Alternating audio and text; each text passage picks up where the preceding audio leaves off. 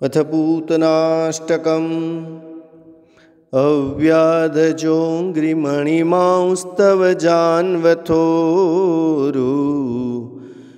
यज्ञोच्युतः कटितटं जठरं हयास्यः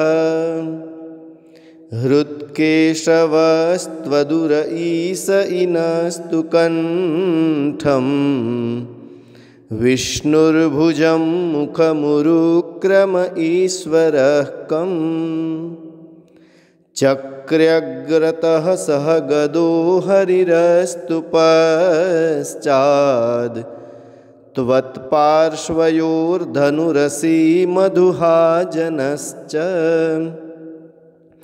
कोणेषु शङ्ख उर्गाय उपर्युपेन्द्र तार्क्ष्यक्षितौ हलधरः पुरुषः समन्तात् इन्द्रियाणि ऋषिकेशः प्राणान्नारायणो वतु श्वेतद्वीपपतिश्चित्तं मनोयोगेश्वरो वतु पृश्निगर्भस्तु ते बुद्धिः आत्मानं भगवान् परः क्रीडन्तं पातु गोविन्दः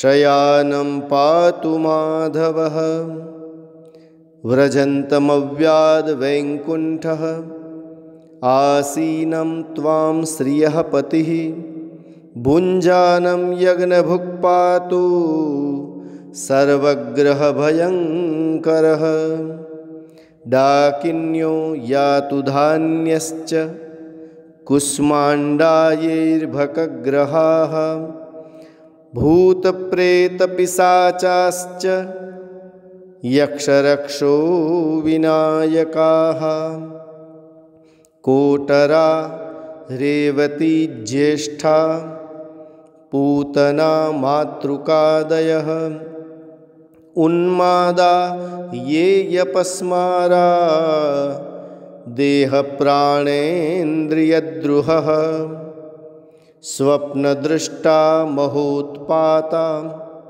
वृद्धबालग्रहाश्च ये सर्वे नश्यन्तु ते विष्णोर्नामग्रहणभीरवः। मित्रों, भगवान बालकृष्ण જ્યારે પૂતનાનો વધ કરે છે એ સમયે માં યશોદાજી અને અન્ય ગોપીઓએ મળી અને લાલાની રક્ષા માટે જે સ્તોત્રનો પાઠ કર્યો હતો એ સ્તોત્રનું નામ પૂતના કવચ છે।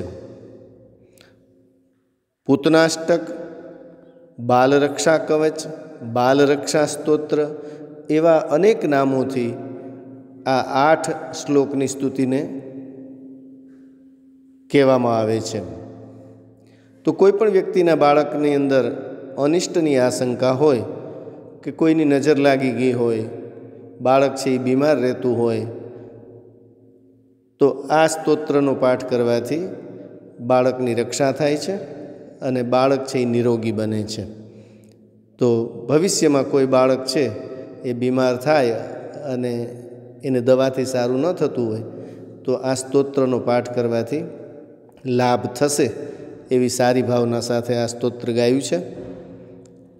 સૌ એનો લાભ લેજો, સૌ એનો પ્રયોગ કરજો અને કોઈ પણ બાળક છે એ રોગી ન બને, બધા જ બાળકો છે એ સ્વસ્થ રહે એવી બાલકૃષ્ણના ચરણોમાં સદ્ભાવના, શુભ પ્રાર્થના।